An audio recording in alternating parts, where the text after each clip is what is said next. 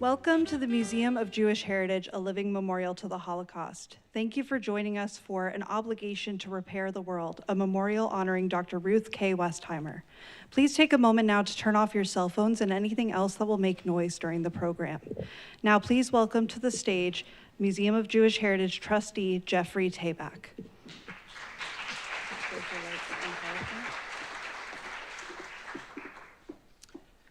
Thank you very much. And it is very bright with that light, so I can't see any of you.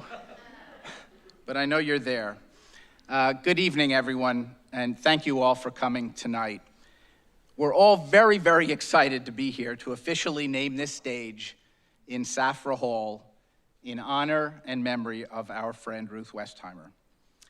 And we're so happy we were able to schedule this event tonight, 2 weeks after what would have been Ruth's 97th birthday on June 4th. For so many reasons, it's appropriate, beshert, that the Museum of Jewish Heritage, a living memorial to the Holocaust, proposed raising money to name this stage for Ruth. Ruth was a trustee on the museum's board, and as I stand here tonight, I can't help but think of all the events that were held right here in Safra Hall that I attended with Ruth, including those that were for and about Ruth.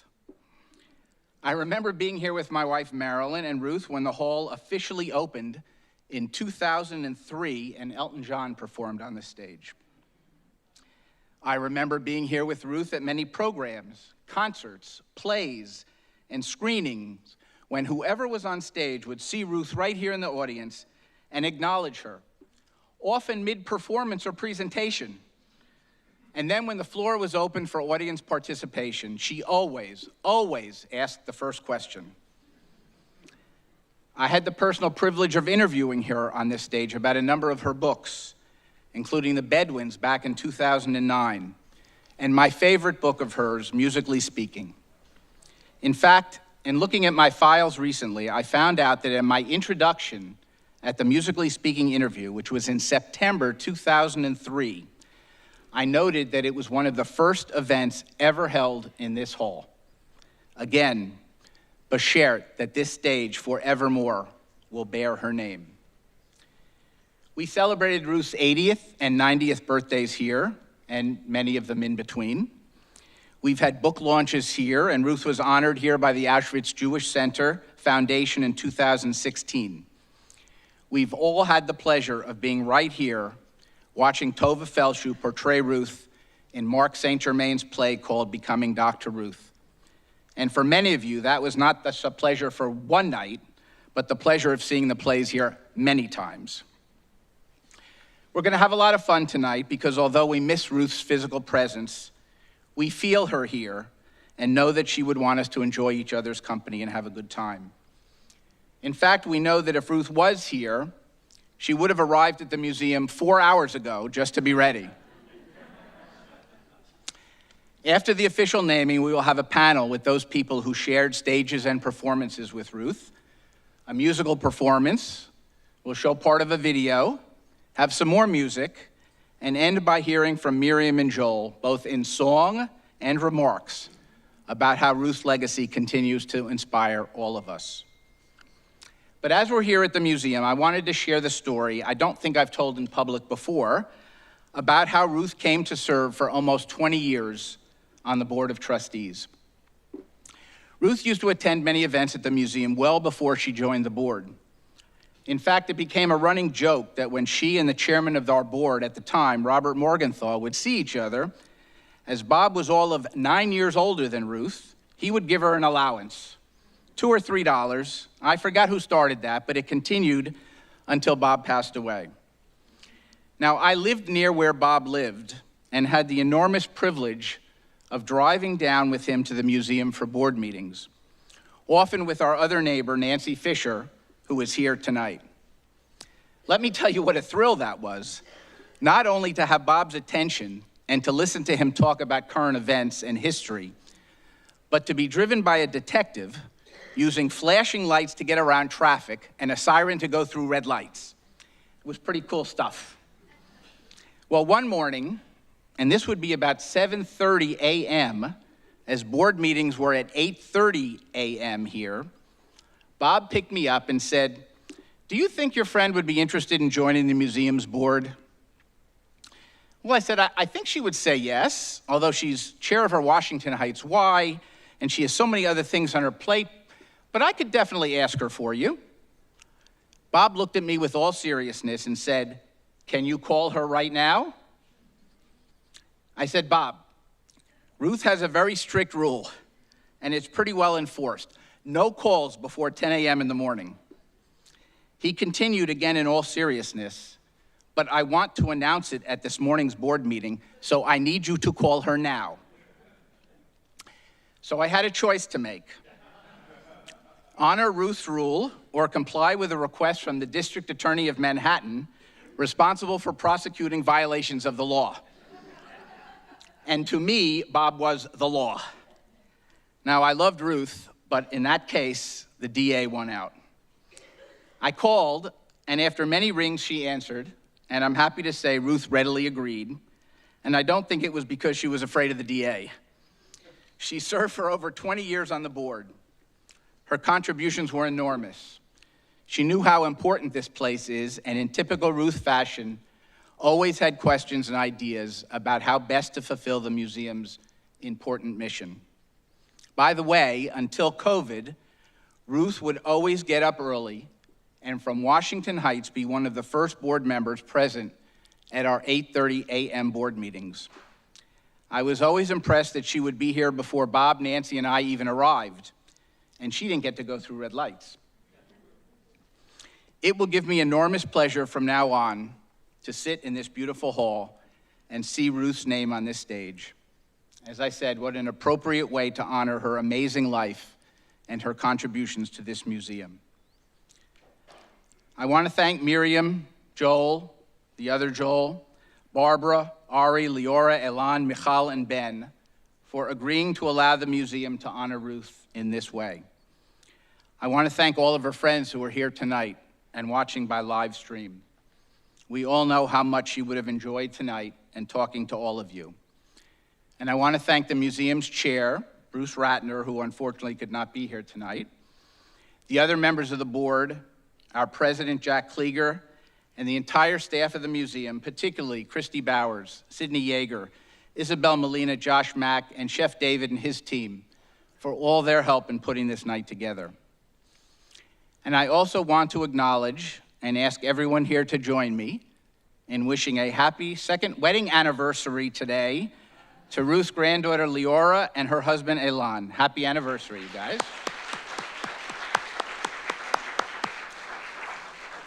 And on top of that, Ari, Ruth's grandson, will be 35 years old tomorrow, so happy birthday, Ari. So on behalf of the family and the museum, I want to thank you all for being here tonight. And now it's my pleasure to ask Jack Klieger and Ruth's friend and fellow trustee, Patty Kenner, to please come up for some remarks and the official dedication of the stage. Thank you all very much.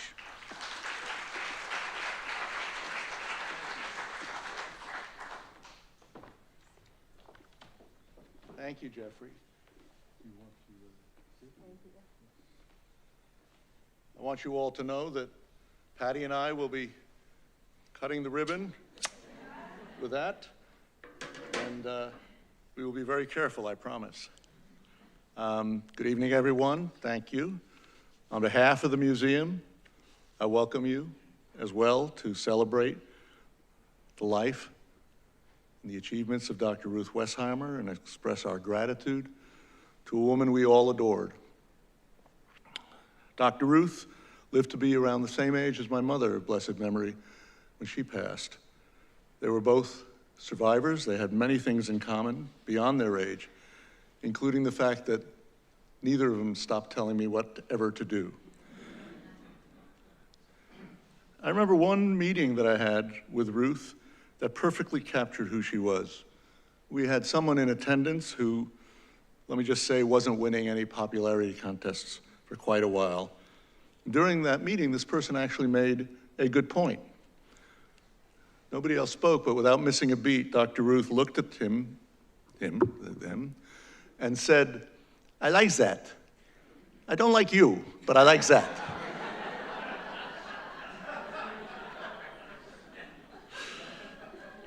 That was Ruth.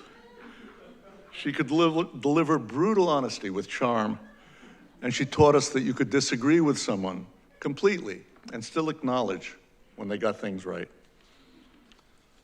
Ruth could have chosen silence after everything she'd gone through, after everything she'd experienced. Instead, she chose to speak up about everything that mattered to her. You all know how she felt about our work here, how personal this mission was for her. She didn't just serve on our board.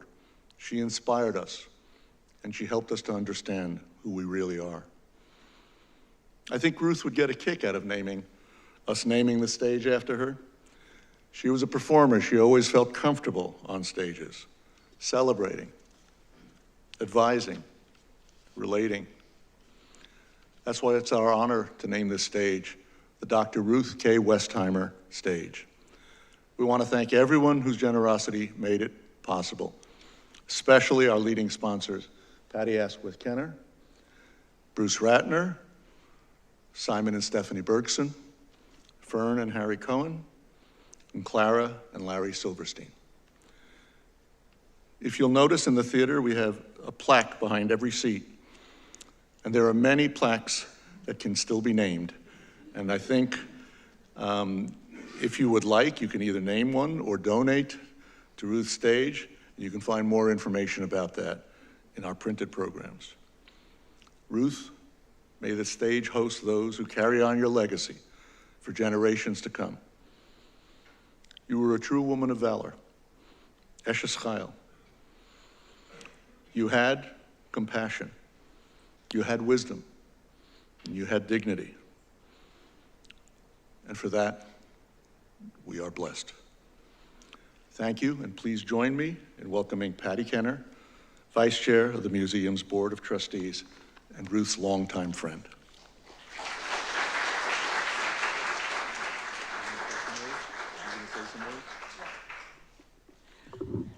Hi.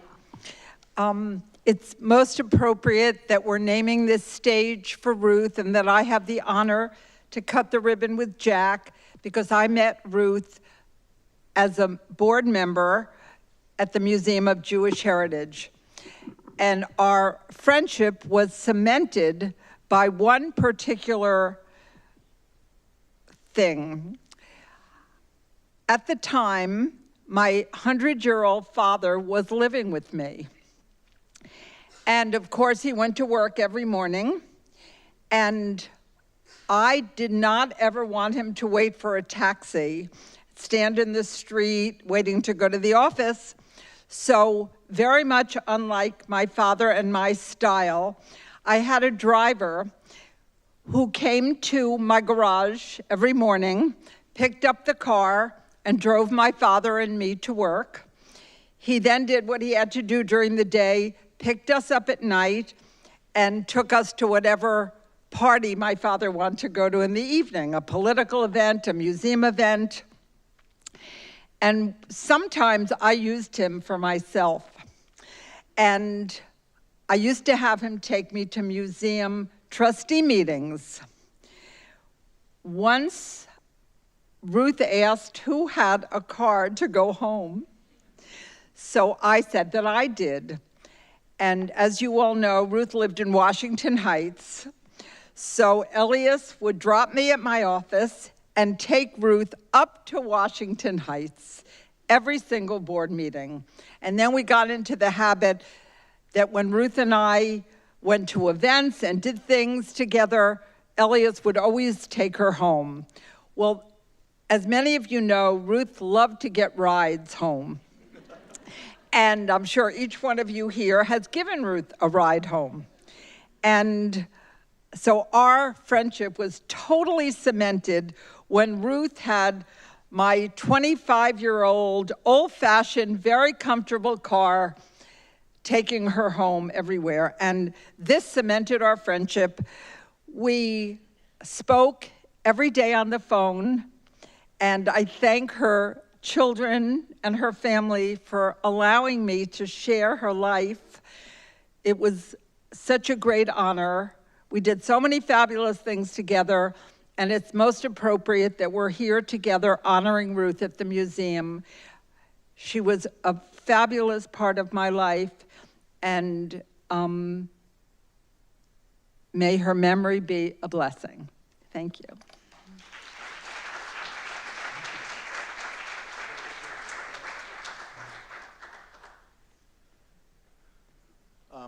By the way, I don't know if the lights are up, but you can see the nameplate over there. And now,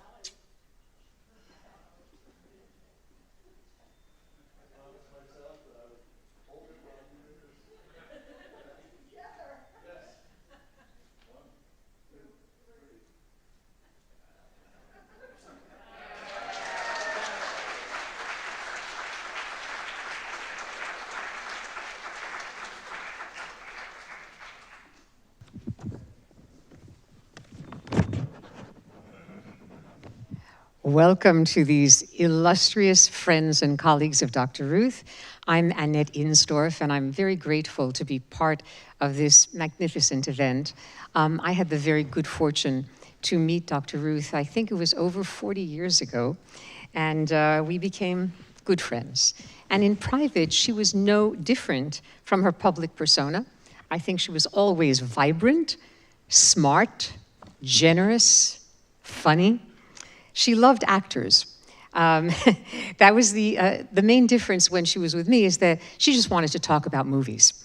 And she loved the fact that my husband, Mark, is an actor, a member of the Actors Studio. In fact, I remember that when he played Pope John in an off-Broadway production downtown, she said, "Oh, I will not miss this." And she absolutely went down to see him perform. I not only interviewed her twice on the stage of the 92nd Street Y, she also, she loved it when she could come backstage and meet my guests. So I remember that backstage I introduced her to Meryl Streep and to Steve Carell and Hugh Jackman and Kevin Costner and William Hurt, and they loved meeting her just as much as she wanted to meet them. And then when the 92nd Street Y honored me in 2006 for 20 years of moderating the Real Pieces series there, who was the person who handed me the award at the 92 Y Gala? Of course, it was Dr. Ruth. She was extraordinary, I think, in her ability to overcome the pain that she endured in her childhood. And while she was absolutely uncomfortable with the term Holocaust survivor, she accepted being called orphan of the Holocaust. She knew how lucky she was that her parents put her on a kinder transport from Germany to Switzerland. And instead of dwelling on her trauma, I guess I don't have to tell any of you here, because you know this, she turned her life into the most continually meaningful engagement, enhancing the experience of those close to her, as well as the public at large. So that's my story, but I'm going to now briefly introduce these wonderful artists, gentlemen, and we're going to ask a few questions before the next part of the program. So I'm going to do this alphabetically. Pierre Lehoux, who is second from the right, he was Dr. Ruth's, quote, Minister of Communications, unquote, for over 40 years. He jump-started her career when he was doing public relations for WNYC Radio and continued to work with her on bringing the message of good sex to the public. He not only managed her media imprint, but co-authored, get ready for this, 26 books with her. The first was Sex for Dummies, I remember it, and the last was The Joy of Connections, together with, there it is, together with Alison Gilbert, who I believe is with us tonight as well. Welcome to Pierre Lehoux.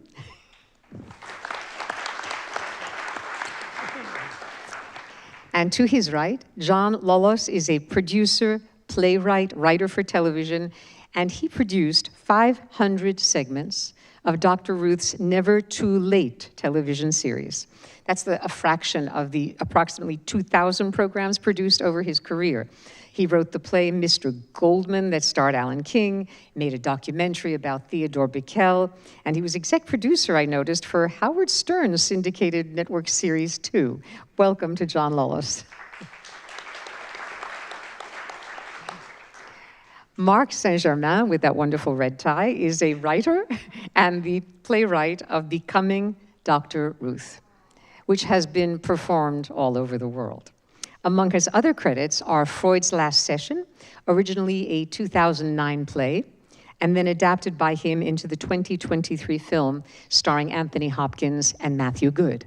Welcome to Marc Saint-Germain. And to my right, Ryan White has directed 15 documentaries, including Ask Dr. Ruth. His most recent film, Come See Me in the Good Light, won the Sundance Film Festival Favorite Award, audience favorite, and it will be seen on Apple TV Plus. I never remember that, in the fall. His other documentaries include Pamela, A Love Story, that was about the actress Pamela Anderson, and Good Night, Oppie, a film that for once made me feel that science is exciting and lovable. Welcome to Ryan White.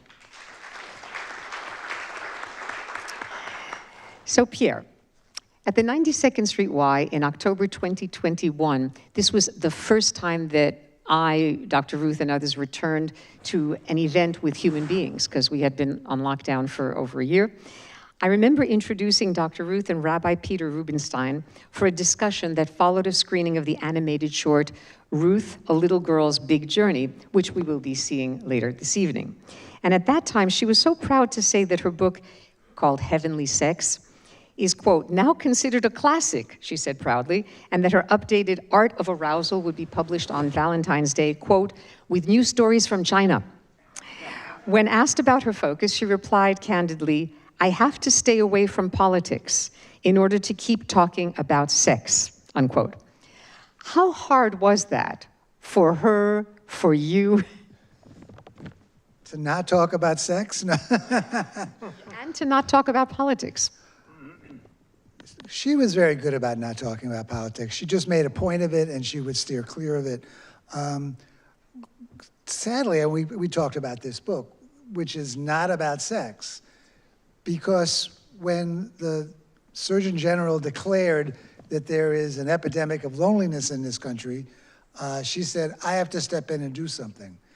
And she managed to get Governor Hochul of New York to appoint her to be the New York State's ambassador to loneliness, and then she had a stroke.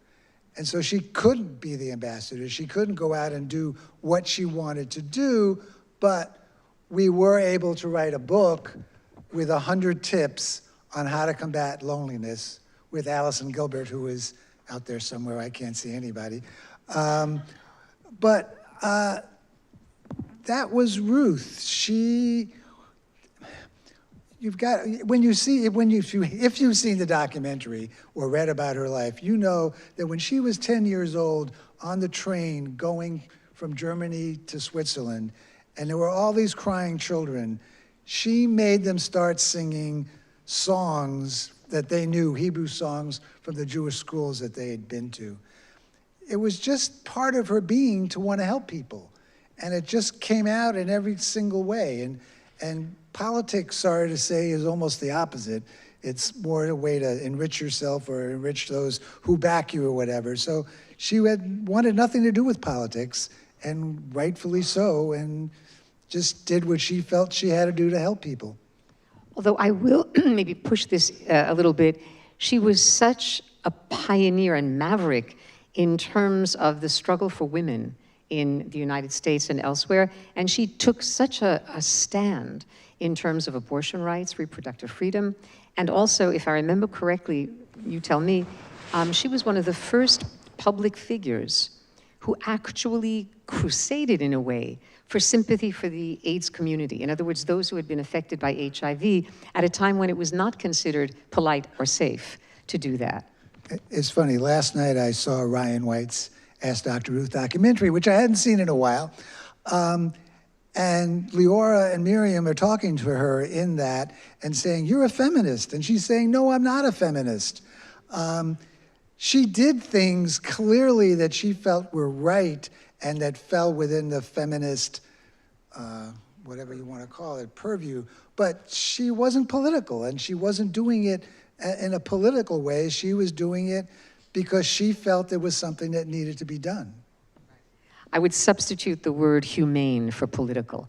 I mean, she didn't care about labels, not for herself or others. She cared about how to improve the life of individuals and of societies. Now, Mark, I can only imagine that the process of creating the play, Becoming Dr. Ruth, was not something you could do on your own, and that with her slightly bossy personality, you know, it was almost as strong as her accent, she would be able to cede her will. I was curious, how involved was she in the actual creation of your play? Well, this will be a shock, but she stood back. And when the play was finished, I brought it to her house and I said, we'd bring an actress over to read it. And she said, no, you will read it to me. Now, I'm not an actor. So for 2 hours, it was very long then, I read this play. And she corrected one thing in the play. And she said, I know what I don't know. She said, you know theater, I don't know theater.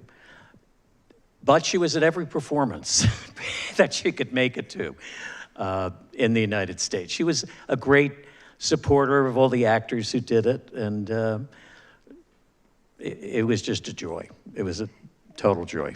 I am surprised, and it makes me admire Dr. Ruth even more. Right. That she understood that there is just so much intrusiveness that can be permitted if somebody else is handling even the details of your own life. And actually, for John Lolos, this is a question too. If you were together for 500 programs of the series, and you told me yesterday on the telephone that you remained friends for 45 years. So part of the question is how? Because she had such a strong personality. You know, how does a TV producer work with her? What was the secret of your friendship? I think it was Ruth, right?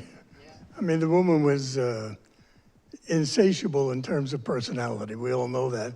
We've heard enough already tonight to know that. When I first met her, my first encounter in the interview when my agent said, she wants to talk to you, they want to do a program. So I said, you know, how can we do a program on television? She says, penis and vagina all the time. It's not possible. So I met her.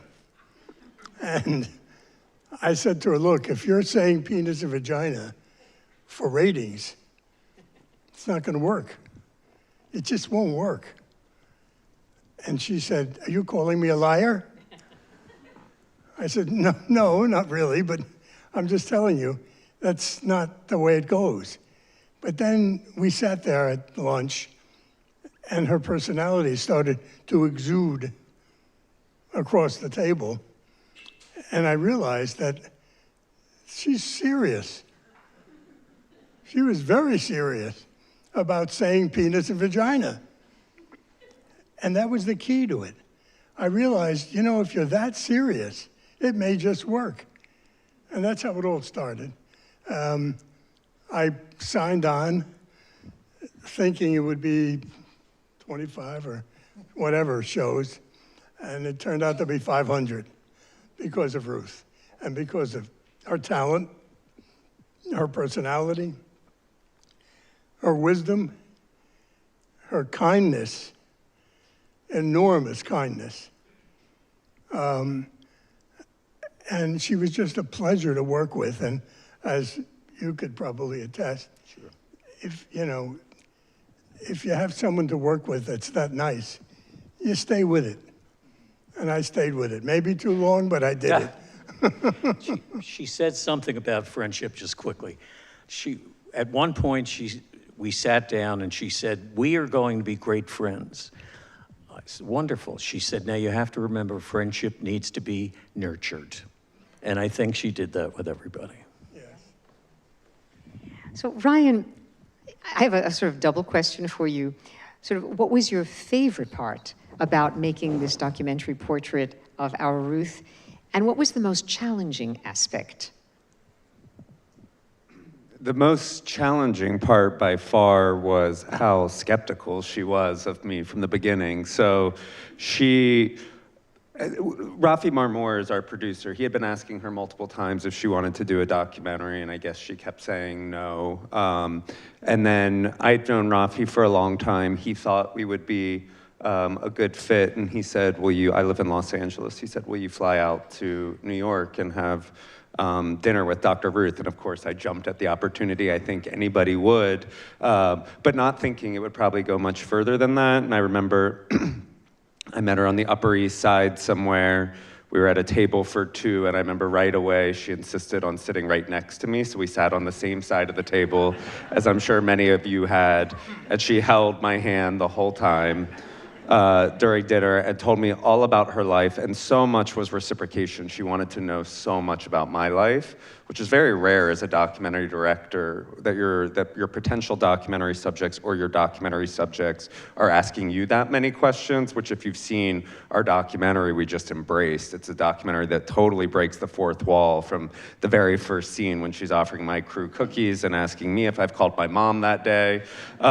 So I fell in love with her right away at that dinner, but she was very, very skeptical of the documentary process because as many of us know, she is a very private person, especially with her feelings and emotions, and she does her homework, so she had watched all of my previous films, which she liked, but she understood the degree of intimacy that I would expect from these films, and I'm not sure she was totally comfortable with that at the beginning. I was saying to Joel, her son, this morning, that one of the first things she said to me at that dinner was, we can make this, but my family will not be involved in this documentary. You will not have access to my children or grandchildren because I am Dr. Ruth. I am famous for saying penis and vagina. They might not want to be associated with that personality, so you will not talk to them. Of course, if you've seen the documentary, won her over eventually. Joel and Miriam and all 4 grandkids wanted to participate, and they did in the end.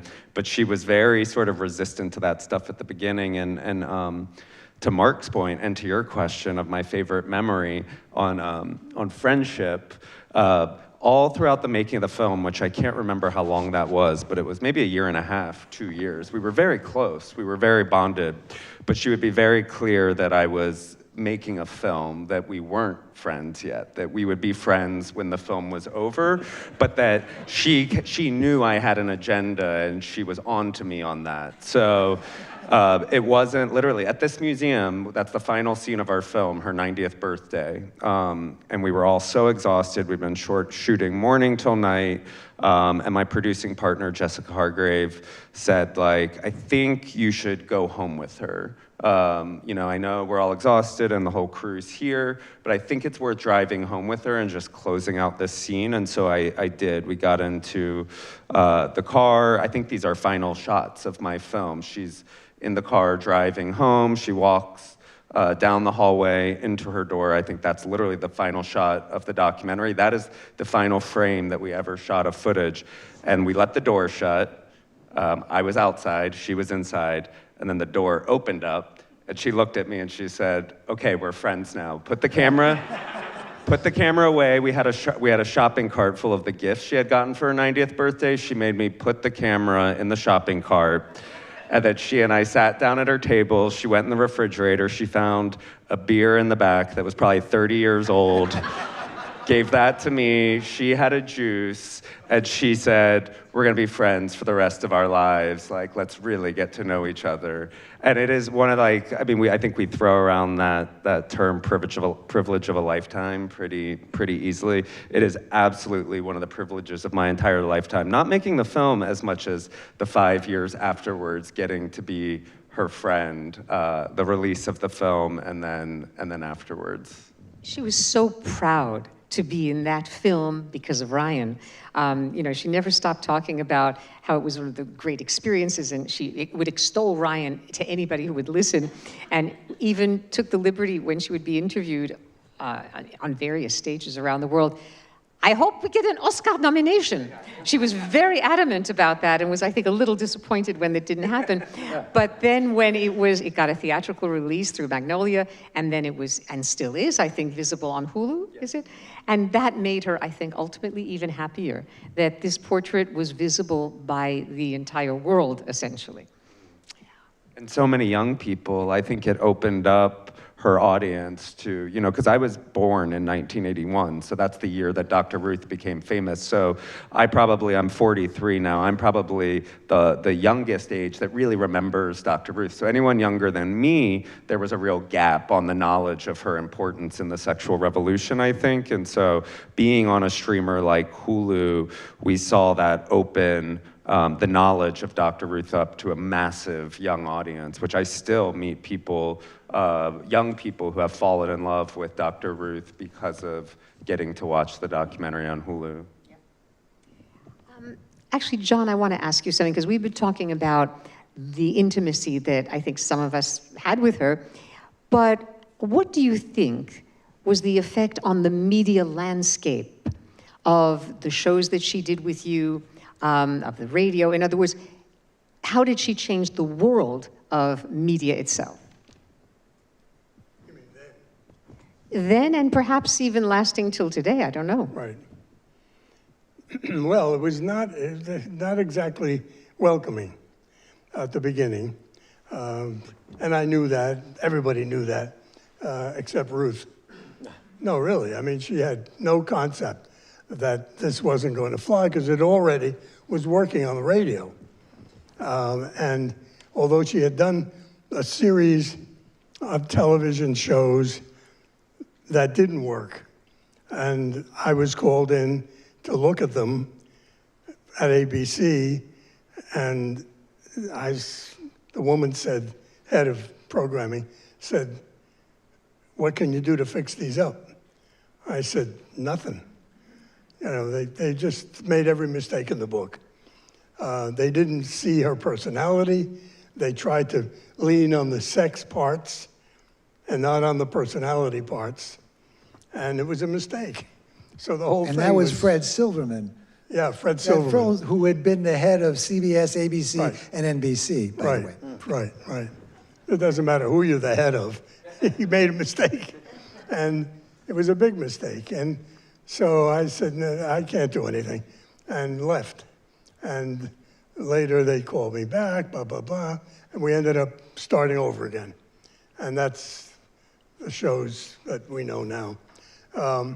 And again, I just put the camera in her face, because she was such a personality, and such a warm, wonderful personality, that even if she said these things, she said them with absolute love and delight, so that, you know, it didn't matter. It was fine programming, and it wasn't even risky. So we got away with 500 of them, and never a word from Standards and Practices. And I was talking to Frank Osborne just tonight, who's here in the audience somewhere, who was the general manager of WYNY, and he was a new general manager, and he was telling me tonight that in the early days, he was getting calls from the members of the board of RCA nightly, like, you know, they didn't know what was going on. There's all this, people are talking about this show, and it's all about sex, and are we allowed to do this? And, you know. And by the way, thank you. I made a mistake in introducing you. I said WNYC. It was WYNY, right? I was not. I was too young at that time to be maybe listening. But thank you for implying the correction. And I'm guessing that it would have been much, much harder to make Dr. Ruth a household name if she did not have the accent and that sort of high register delivery. Well, I have a story about that. Early on in our association, she came to me and she said, "I met a speech pathologist, and he says he can get rid of my accent, and I want to do it." I said, you do not want to do it." I said, "Absolutely not." And she goes, "What do you mean?" I said, "You don't want to get rid of your accent. Get rid of that guy, whoever he is," so it happened to be a woman. And she was serious. And I, you know, had a tough time talking her out of it, but she finally relented. We'd have no accent now, God knows. She loved the idea that we had to hire a speech coach with Deborah Jo Rupp to be her on stage. and to imitate her. And she said, when I came to this country, they wanted me to lose the accent. Now you're paying somebody to memorize my accent. But exactly, I mean, that's why she was even dubbed, I think it was in the New York Times, Grandma Freud, because there was that combination of, an educated, European, high-tone speech that uses sex terms. But she didn't like that because she wasn't a grandma yet, so it made her too old. So she wanted to be anti-Freud, but, Ryan, if you could add an epilogue to your film, Ask Dr. Ruth, because after all, it premiered in 2019, what would it look like? In other words, what for you is the most salient aspect of her legacy? Oh man, well she was desperate to make a sequel after we had done it, but there was so many good scenes that ended up on the cutting room floor of that film, as do every film, but especially with Dr. Ruth. But I feel like, especially as you referenced the AIDS crisis, like the amount of times that we ran into gay individuals. In fact, that happened on my very first dinner with her when we walked out, and Patty referenced how everyone drove Dr. Ruth home, and she would always call every driver that we were with Mr. Uber.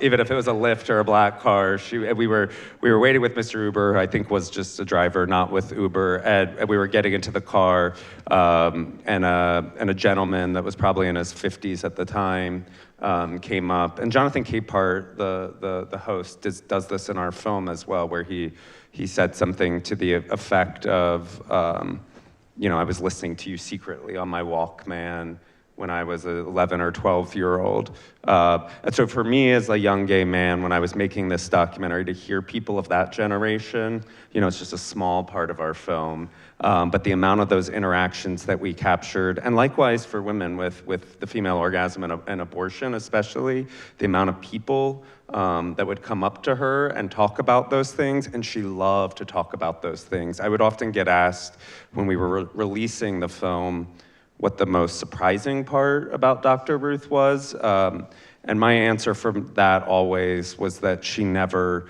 talks about sex. And she really didn't like, when strangers came up and asked the really sensational, like dirty questions to be provocative, she would get quite irked, at least that point in her life. And I met Dr. Ruth when she was 88, so I don't know if she was like that before. But when people came up with those personal stories about those types of things that had impacted their life in that way, she could talk to that person for hours, like literally. Like sometimes those people would join us for dinner, and obviously those are interactions that you can't fit in a film, but it happened time after time after time and was so special.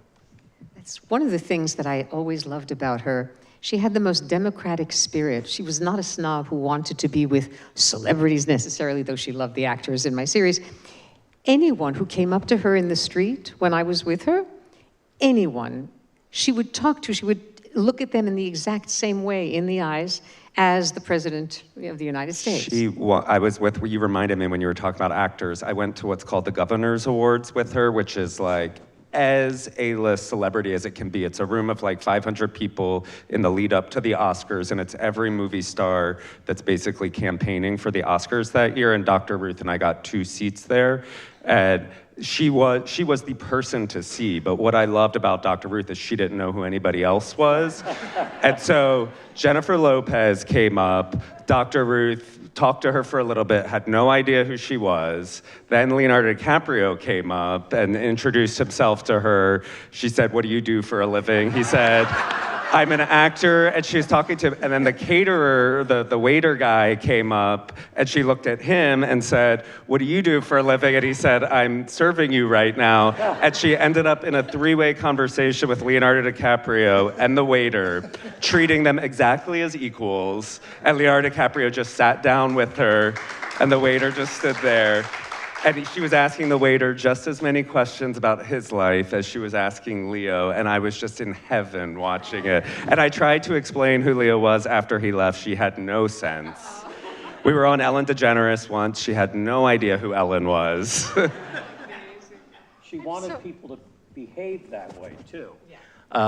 She had dinner with a very famous actress, and she was upset about this. She talked about it after. And she said, we were sitting there, and two young people across the room who didn't know who she was, they were two, came over and said to the actress, can we have your autograph? And she said, can't you see we're eating dinner? Go back to your table and eat. They walked away, and once they were out of earshot, Ruth said, that was very rude. You stand up, you go over to them right now, you apologize, and you give your autograph. And she did. That's Ruth. We're going to have to end soon, but I have one last question for Pierre. She always boasted about how many followers she had on Twitter, and she obviously had an extremely strong media presence. What did it feel like for you to be the voice of Dr. Ruth, for example, because I know she didn't read all her tweets. So that was obviously your domain. What was that like?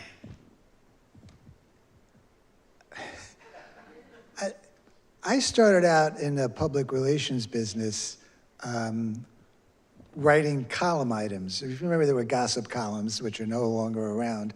But I worked for a big agency, had a lot of famous people. And someone mentioned Alan King. The first item I ever wrote that got in a paper, and it was in a Las Vegas paper, was for Alan King. But I made it up. So, you know, the PR business, you're making things up all the time. So it didn't, I mean, so yes, she had some of the tweets I wrote would get millions of hits or followers or tweets or whatever. But that was just something I was just used to doing for clients in general, because show business is kind of a little fake. And, you know, and so PR people just do these things. It didn't really bother me. But when it was like, you know, 2 or 3 million, then I was kind of excited. But if it was 25,000, who cares? So one night we're at dinner, and Steve Martin comes in with a party, and I know him. So after an appropriate time, I went over with Ruth and introduced Ruth, right? And Ruth was so happy to meet him, wonderful. And when she left, she goes, I'm so happy to meet you, Dean Martin. And I went, wait a minute, oh, Jesus. Just quietly drifted away. Well, certain celebrities, she wasn't necessarily sure who they were, but one of the most favorite photos I have ever seen of Dr. Ruth, I wish I could just show it all of you, this photo now. It was her and Paul McCartney when they were both getting, I believe, honorary degrees. And when I saw that photo, I gasped. It was one of the most magnificent things because it was two different worlds, but they were intersecting for a brief and glorious moment. But she didn't know who he was. Really? Well, she would I mean, years later, she would say, the Beatle. But she didn't know whether it was Paul, John, Ringo, or George. She had no idea. But she did get him. She was in the audience because she was teaching at Yale.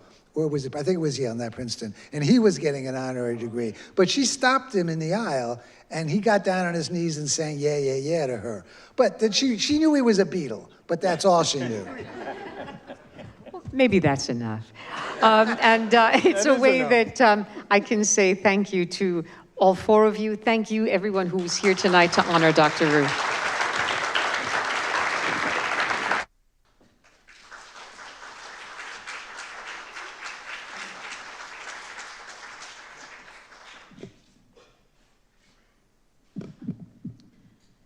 We begin our program with Tzadik Katamar, The Righteous Shall Flourish. Most of you know that this is Ruth's favorite piece of music, written by the German-Jewish 19th century composer Louis Lewandowski. Ruth was very fond of saying that when she heard this piece of music, she could still feel her father's hand on her hand. When we sing it and we hear it, we can imagine Ruth's presence as we're all feeling it right now.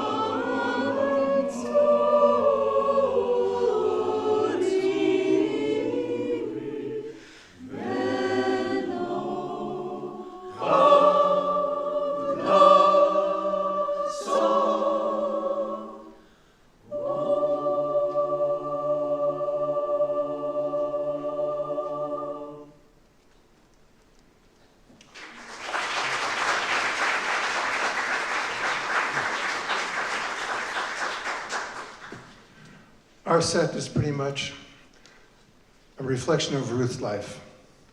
This is the song that she learned in Frankfurt in the synagogue, which is where she got the experience with her father hearing Jewish music, which meant so much to her. We're moving now to her life in Palestine and then, of course, in Israel. There's a song, Mal'u Asamenu Bar. Our granaries are full.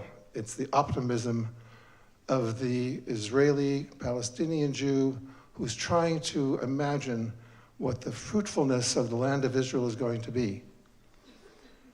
It's a very interesting piece because it has a little bit of a dark edge to it, because the very end of it says, Ma'od, what else does the land of Israel require of us? But it's a rikud, it's a dance. When we honored Ruth in 2008, Miriam and one of my singers here, Josh Isaacson, danced this dance. It's not a Cracovia, but it's still a great dance. And we're going to do it for you right now.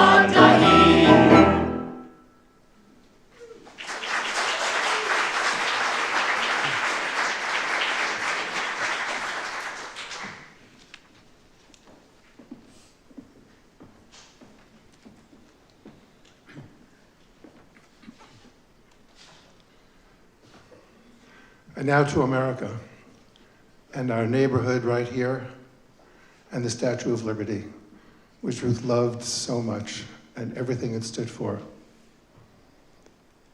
Irving Berlin's classic, "Give me you're tired, you're poor," a great setting of Emma Lazarus's iconic poem.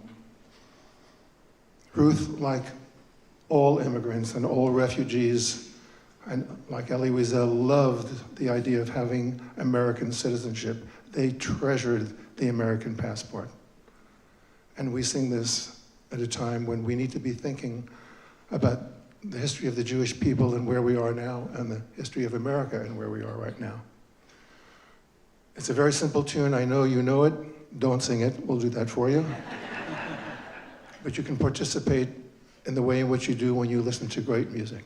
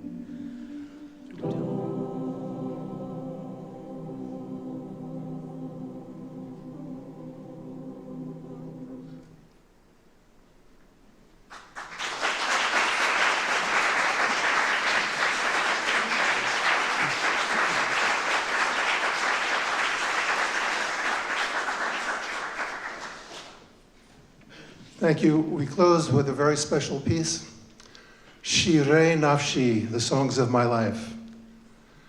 It's really a travelogue about Ruth's history, from Germany to Switzerland to Palestine to France and then to America. It's written by David Berger and it was commissioned by Miriam and Joel for Ruth's 90th birthday. It was performed here to celebrate that birthday.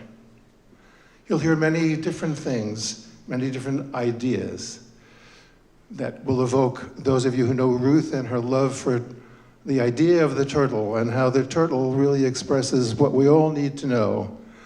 There are times in life where you have to stick your neck out, she used to love to say, and we love to sing that. You'll hear that. You'll hear some of the songs that she sang as a young girl. You'll hear references to Paris, to Ben Gurion's announcing the creation of the state. You'll feel her spirit, and you'll understand her journey.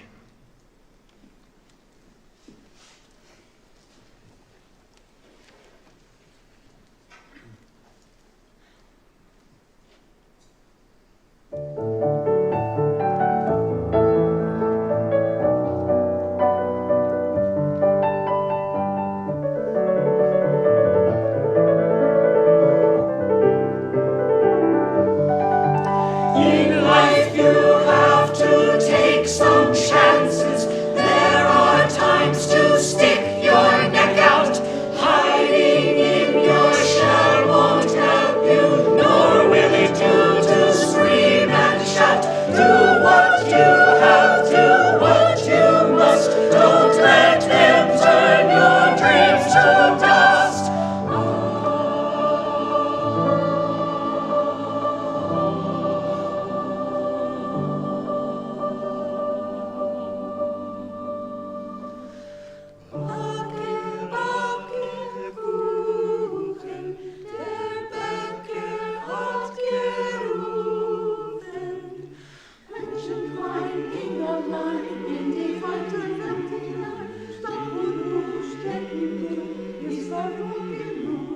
Schlaf, Kindlein, schlaf, der Vater hüt dich auf, dem Bruder schuld jetzt einen Schatz, wird der Abend seinen Sanz, schlaf die dunklen Schlaf.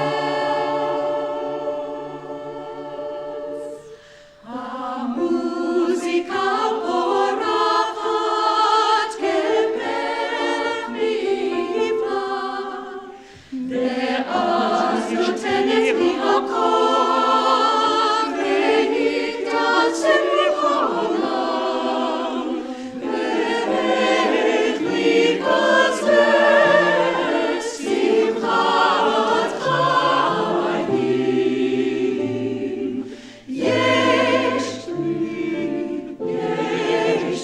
shirei nafshi,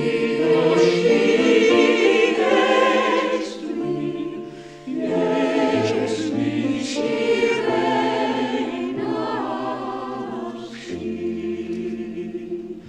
Our lives are uncertain journeys, we're travelers in the night, and though we walk in darkness, our music brings us light.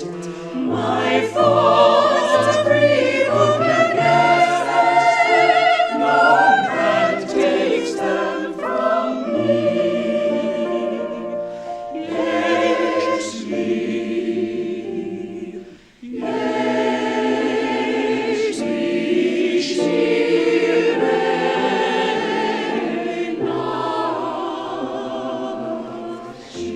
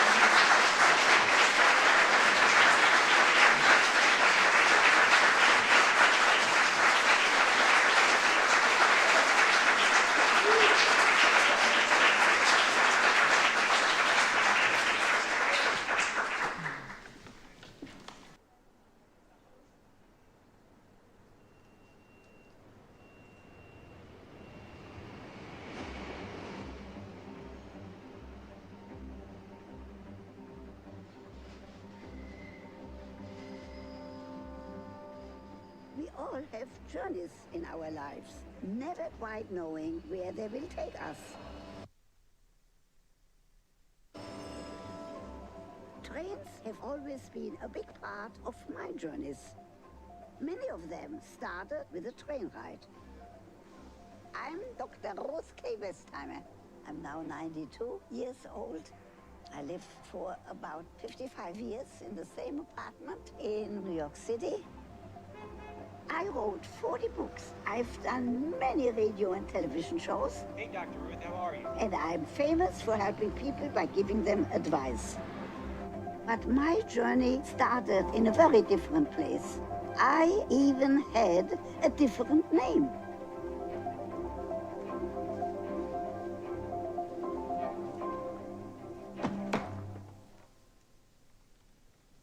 It was a journey in which I had to move across lands, learn new languages, make new friends. But it was a journey that helped me discover my courage and hope and made me who I am today. That's me at the age of 10 and a half. I was born on June 4th, 1928, with the name Carola Siegel in Germany. I was an only child to Jewish parents. Even so many years have passed, I remember my childhood very clearly. In 1933, a group of dangerous people called the Nazis came to power in Germany. They hated anyone who was different from them, including Jewish people like me. They burned the synagogues, arrested many Jewish people, and even put some in camps that were like prisons. They took their freedom away. I do remember when I was 10 years old, the morning that the Nazis came knocking loudly at my door. I was hiding under the table, horrified. I heard the Nazis tell my grandmother that they were going to take my father away to a camp.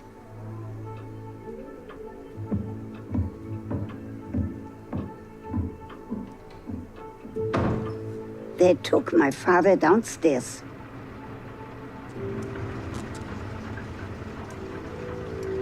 Before they threw him into the truck, he turned around and smiled and waved. I loved my father so much. I could not believe he was being taken away from me. How could I go on without him? My family told me it was not safe for me in Germany anymore, and I must join a group of Jewish children on a train ride to Switzerland. I would be safe from the Nazis there. I didn't want to leave. I had 13 dolls, I had 2 dollhouses, I had roller skates, but I knew I had to go.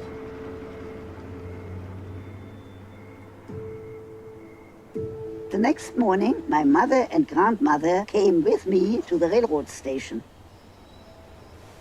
I didn't want to lose them too, but I decided to be brave. I was so scared, but I drew up all the courage I had. I looked out and I did what my father had done. I waved at them in order to make it easier for them to say goodbye.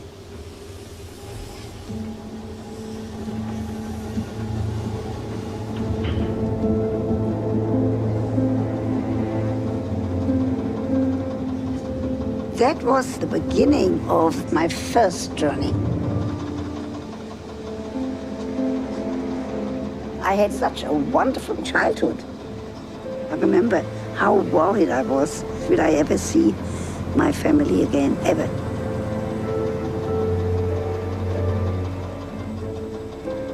While I was on the train, I was very sad, but I also knew that the other children were sad.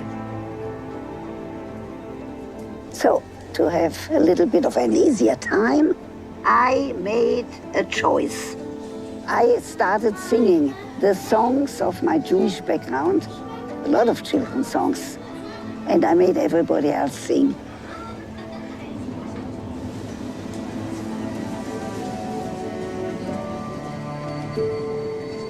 The train finally arrived in Switzerland.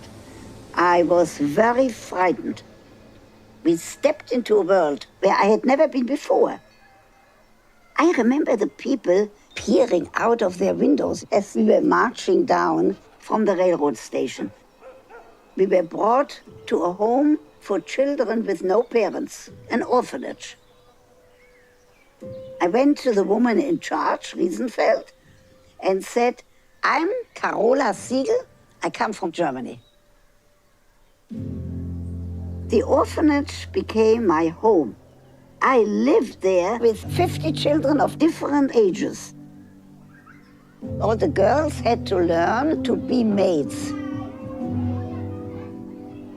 Every Friday, Riesenfeld made us clean the whole house from top to bottom. Also, we had to take care of all of the younger children. So I really became like a big sister. I learned that helping others made me feel good.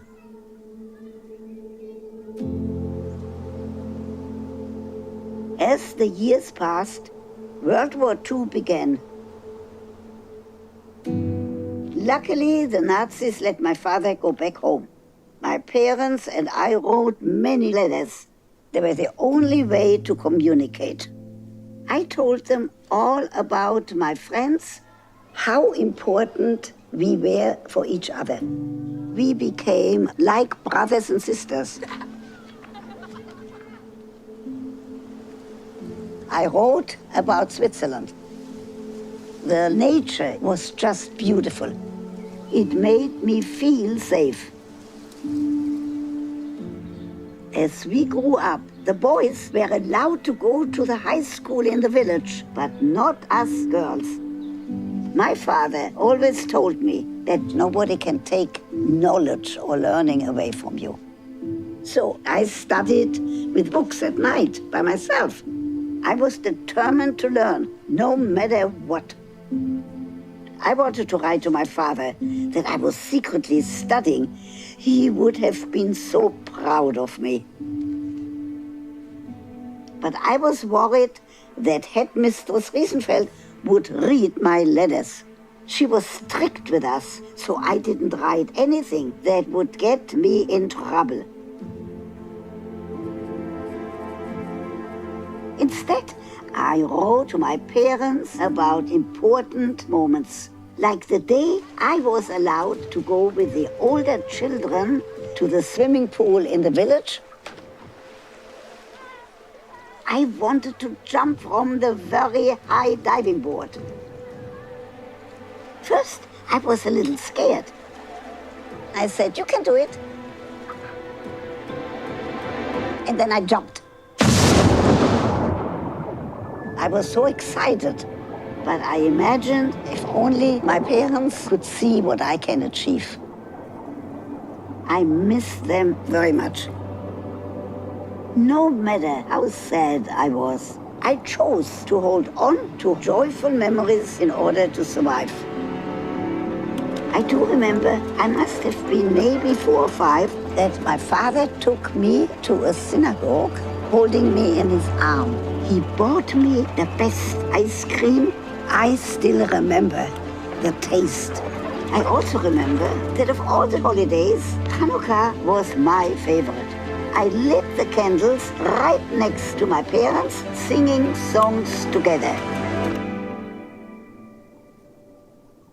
I did receive letters every week, and I sent a letter back every week. Once the letters stopped, I knew something horrible had happened. One day, a new group of children arrived.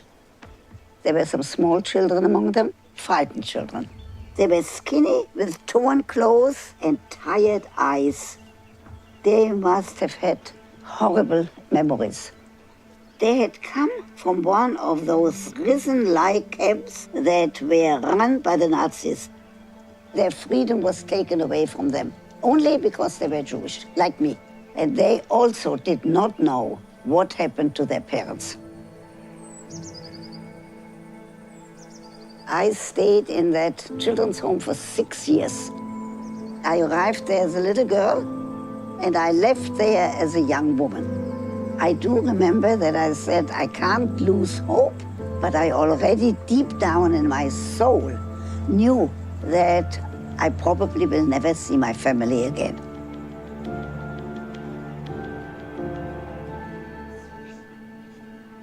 In 1945, we heard that the war is over. I was thankful, but still frightened. What next? What's going to happen to me? The orphanage received lists of people who had survived. They sat us down and read them all to us.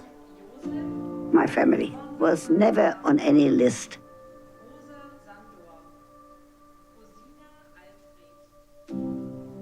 The Nazis had killed some 6 million people.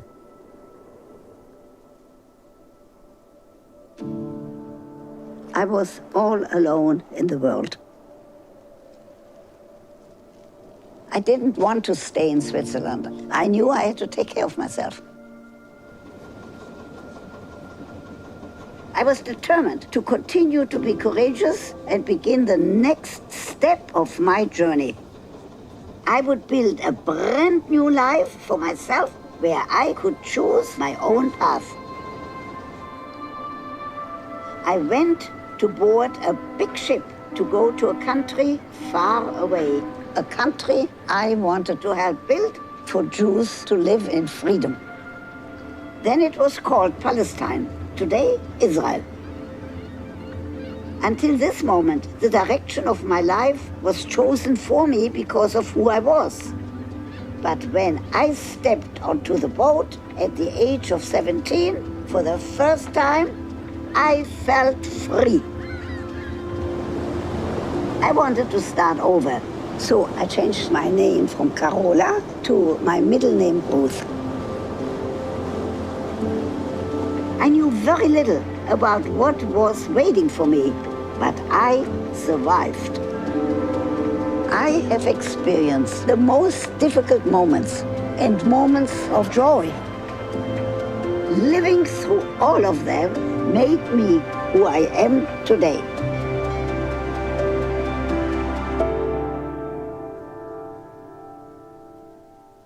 I have made all of the decisions for myself my whole life since then. I chose to continue my studies, to move to America, to have jobs I love, and to have a family.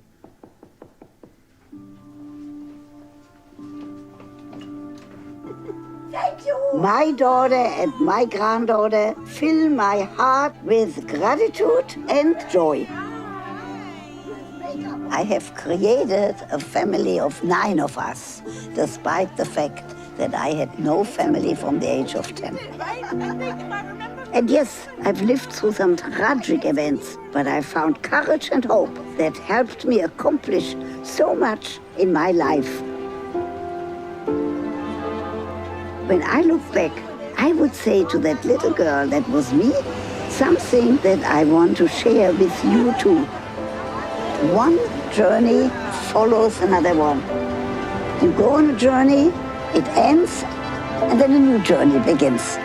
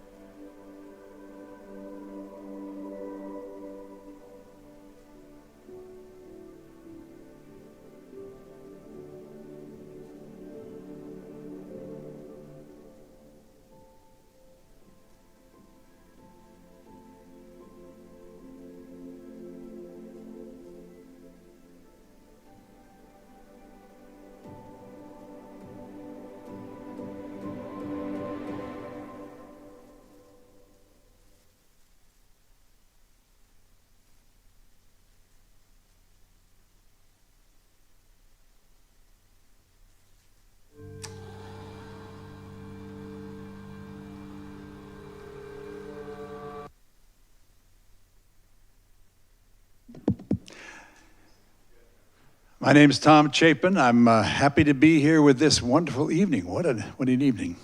So it was 1996. My wife and I and my mother and my oldest brother James and his wife were on the QE2.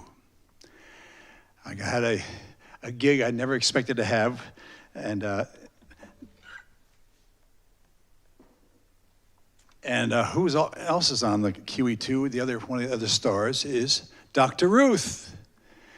And I was supposed to be doing some family concerts, and I did those.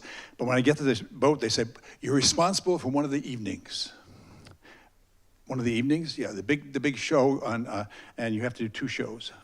Okay, so the first night, the night that arrives, there's like a 12-piece orchestra and dancers, and it was they did a 15-minute hooray to Hollywood, dun, dun, dun, dun, dun.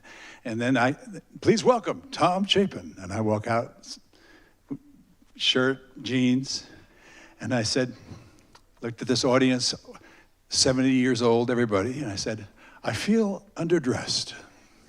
And the woman in the front row goes, you are. But I did a nice, folk show, and who was in the audience but Dr. Ruth? And every time I finished, she's over here someplace, and every time I finished a song, she'd stand up. You didn't know she was standing up. And afterwards, she came up and talked to Bonnie and myself, and she said, but she didn't talk about the grown-up songs. I did only one kid's song, and that was the song she would loved. And it goes like this. I like my toys when they're nice and neat, but I like them even more all over the floor and underneath my feet. A messy room is happiness. Happiness is living in a neat mess. That's your part. Happiness is living in a neat mess again. Happiness is living in a neat mess. Then Mom looks in and goes into shock. With a voice of doom says, look at this room, clean up this pig pen. Then Mom goes out to an auction sale, buys a butter churn and a broken scale and a Grecian urn and a suit of armor and an antique veil. She's just like me, but won't confess. Happiness is living in a neat mess, you say.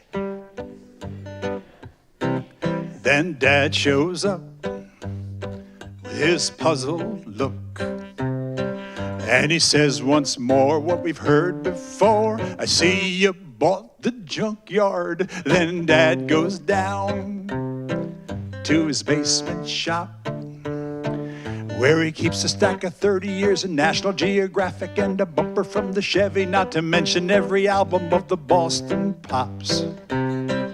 It's a natural urge he can't repress. Happiness is living in a neat mess, you say.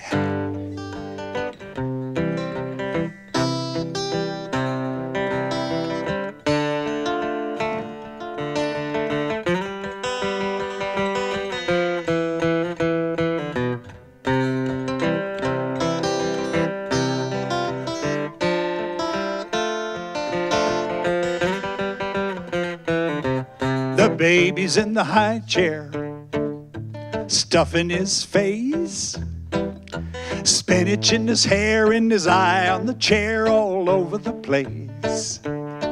He tried the spoon with no success, but he's allowed to make a mess, and he's living proof that happiness is living in a neat mess, you say.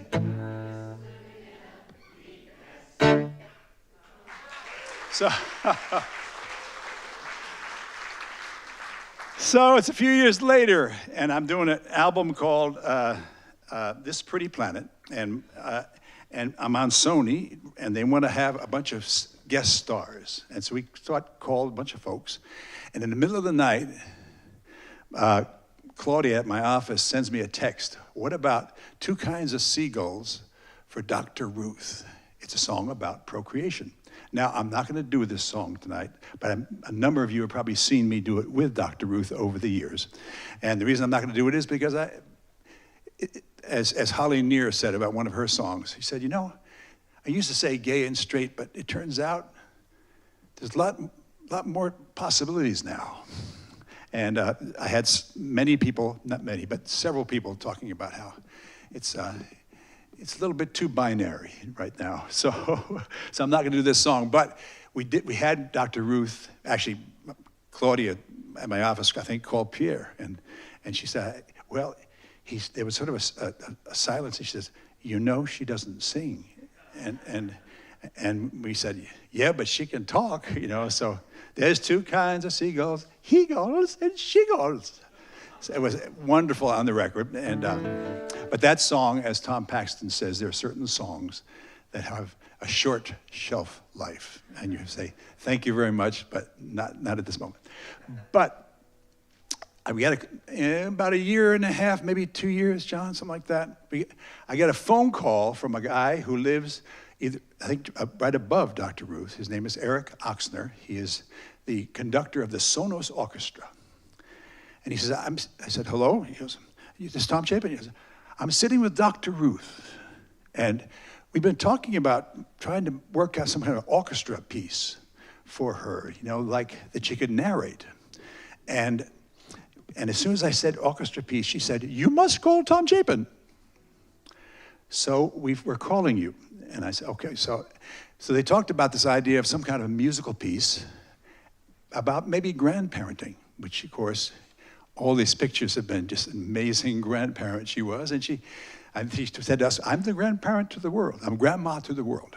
And so I'm sitting here listening to this thing, and I said, I must call John Forster. John Forster's right there, who wrote a bunch of songs with me over the years. Many, many songs, and invented my whole kids side of the Tom Chapin. And so I did. And then we started talking to Dr. Ruth and to Eric Oxner. And to make a long story short, we have written a piece called Grandfather Camp, an orchestral fantasy. That's the working title. And it's for 3 actors, a 9-year-old girl, a grandpa, say, John Lithgow or something like that, and a crazy fairy grandmother, Matrika. And the story is the 9-year-old girl has been dumped with her grandpa as her parents went off to a vacation for a week. She doesn't know her grandpa too well because he's a widower, lost his wife. And he doesn't know her too well. So, and the story is about what happens for that week where they discover each other. And it uses the orchestra as the magic thing every time. And we use a lot of the wonderful orchestral pieces. It's also it starts out with a young person's introduction to the orchestra piece. And we had a wonderful time doing this. And Dr. Ruth saw the first reading before, I guess after the first thing she had, but never saw the final part of it. And we're trying to do this. So if anybody's interested in being part of that, we're looking for investors. But I want to sing you a song that is the kind of penultimate when Grandpa decides, oh, I really need to talk to my granddaughter.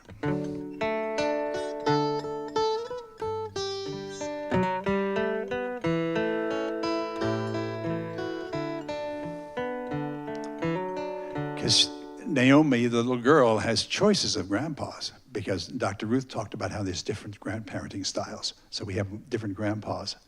And she makes, there's a formal grandpa and the fun grandpa and the joke-telling grandpa and all this stuff. And she turns the grandpa in front of our eyes into these various things with the orchestra. But at the very end, it turns out she's going to stick with her grandpa. It's my grandpa. He said, well, and she said, but you know what I miss about grandma? I could talk to her. She'd really listen to me. So Matrika says to the grandpa, did you hear that? He says, yeah, but I don't know what to say to her. And Patricia says, "You've been talking to her all along. You know what to say to her. She wants you to listen." Yeah. So ask her, "Hey, Naomi, say something." No. Sing me the story of your day. Go ahead, try.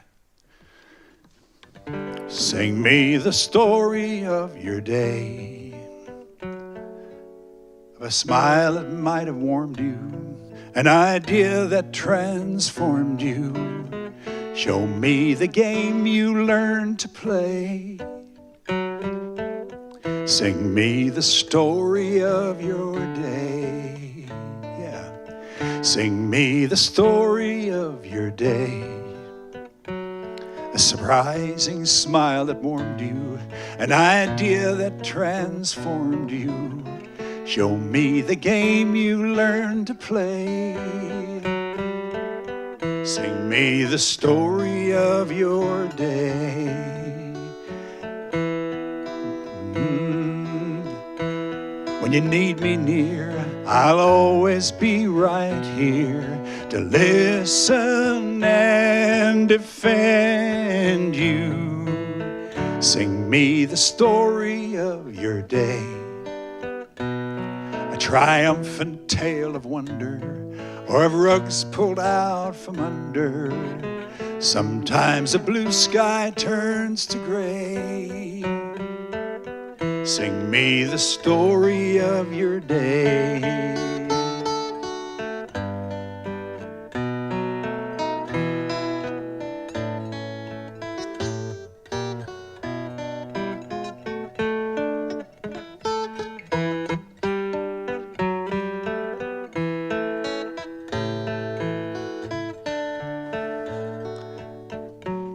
When you need me near, I'll always be right here to listen and defend you. Sing me the worries of your day. Can we solve them now? I doubt it, but it helps to talk about it, and we might find that it's okay. Sing me the story of your day.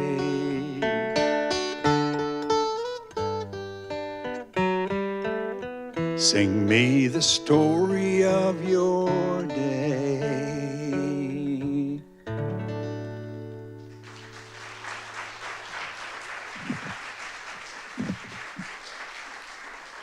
The wonderful thing about Dr. Ruth was the great joy she had. And I remember that as we started doing some of these things,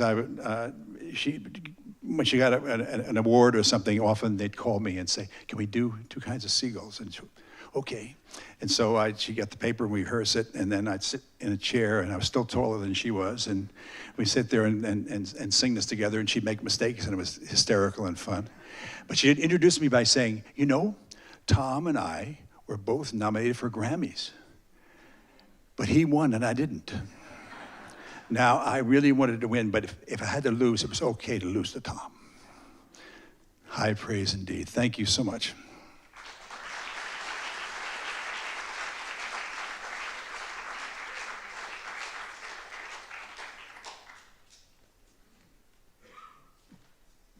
Please welcome Miriam and Joel.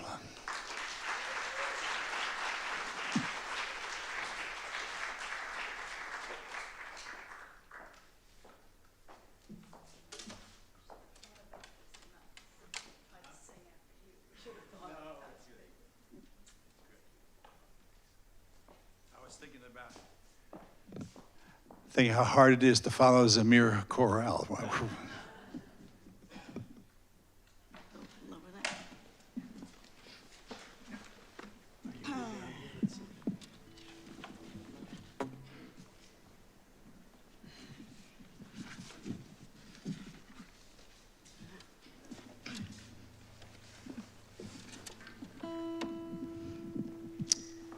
Thank you all for being here. This is a song that Miriam and I wrote for my mom's, for our mom's 86th birthday. And we've only slightly changed the words today, and we're going to sing it for you.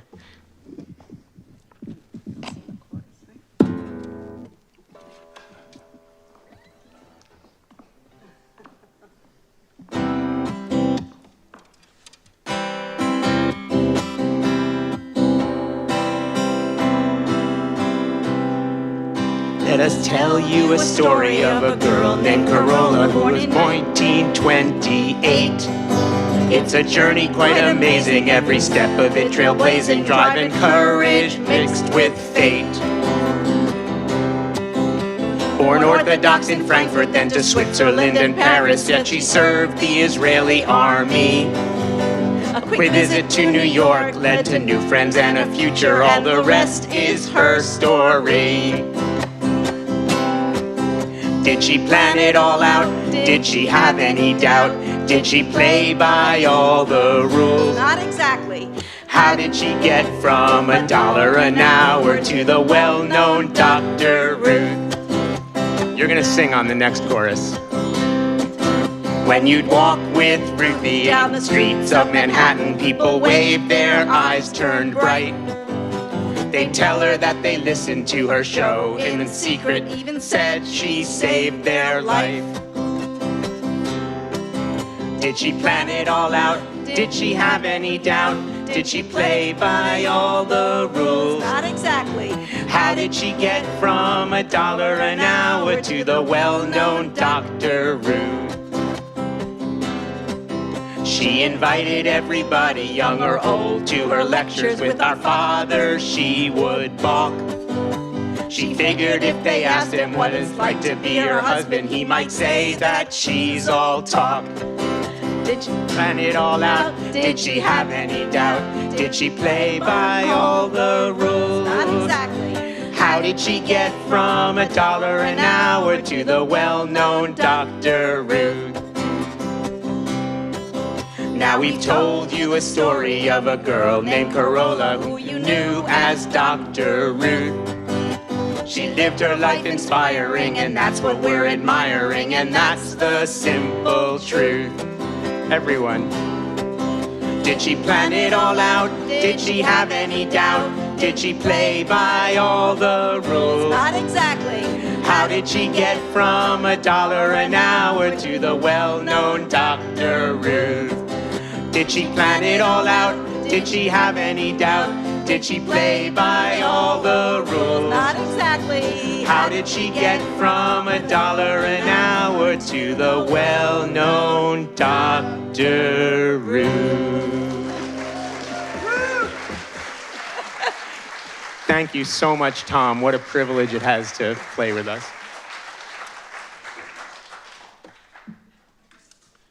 I gotta change hats here for a second.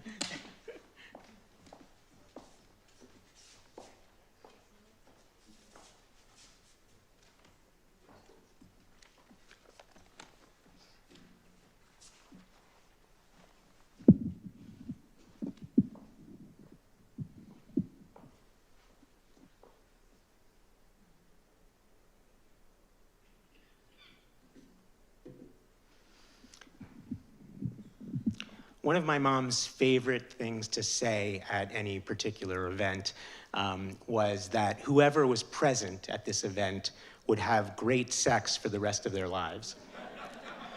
Now, I can't say that because I am not my mom, but, well, it's out there now, so. My mom used to say, a lesson taught with humor is a lesson retained. She taught a lot of lessons, and she was funny. We didn't know she was funny. She never understood jokes, and certainly didn't tell any. So it was a bit of a surprise at the beginning of her celebrity when we realized how much humor had become part of her repertoire. That was one of the ways she reached people, by being frank, informative, and yes, funny. She took people's concerns and questions seriously. She made their voices important. And now here we are, naming a stage after her. I can't think of a more fitting tribute, not just because she loved an audience, but because she believed everyone's voice deserved to be heard. On her radio show, when she would answer a caller, she would say, "This is Sexually Speaking. You are on the air." The caller was talking to her, of course, but also to hundreds of others who may have the same question but were too embarrassed to ask. Some of the questions were jokes. College kids would call in and sitting in their dorm room and, ask what they thought were funny questions. And my mom knew this, like she was no dummy. But she always said that she would answer as if they were serious questions, because for every joke question that was asked, there were dozens, if not hundreds of people who wanted to know the answer to that question. In her daily life, not on the air, she also talked and listened to everyone. As Annette said earlier, cab drivers, TV producers, waiters, and they talked back. She made people feel seen. You could be a US president or the person sweeping the hallway. She gave each attention and dignity. I hear her voice when people tell me she made me feel like I mattered, or she saved my life, which people say frequently. And she taught me that the most important thing you can do in life is to connect with humor, with courage, and with kindness. I still hear her voice even when she's not speaking. She would have loved this celebration. She would have been ecstatic in the way she often was with joie de vivre, which was maybe her favorite phrase. And if she were here, she definitely would have had the final word, no matter what the program said. In fact, she probably would have taken this mic by now. But instead, we take the mic for her, and we keep telling her story.